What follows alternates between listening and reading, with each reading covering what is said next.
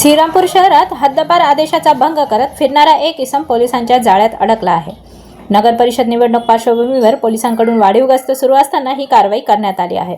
श्रीरामपूर शहर पोलीस स्टेशनचे police constable Rameshwar Tarde तसेच पोलीस पथक गस्त घालत असताना हद्दपार केलेला इम्तियाज अजीज शाह उर्फ बबलू हा बाबरपुरा चौक ते काजी बाबा रोड भागात फिरताना दिसून आला। या इसमाला उपविभागीय दंडाधिकाऱ्यांनी 29 नोव्हेंबर रोजी शहर हद्दीतून फिरण्याचे आदेश दिले होते। अंदाजे 12:15 वाजता पाण्याच्या टाकीजवळ तपासणी दरम्यान पोलिसांनी त्याला थांबवून विचारणा केली असता मात्र त्याने कोणतेही समाधानकारक उत्तर न दिल्यामुळे त्याने आदेशाचा भंग केल्याची खात्री पटली। त्यानंतर पथकाने त्याला ताब्यात घेतले। Police head constable Prasad Salve, police constable Rameshwar Tarde, police constable Machhindra Katkhade, police constable Sachin Kakade, police constable Sachin Dugle, police constable Sambhaji Kharat यांच्या पथकाने ही कारवाई केली आहे। निवडणूक पार्श्वभूमीवर हद्दपार व्यक्तीवर विशेष लक्ष ठेवले जात आहे। आदेशाचे उल्लंघन करणाऱ्यांवर तातडीने कारवाई करण्यात येत आहे।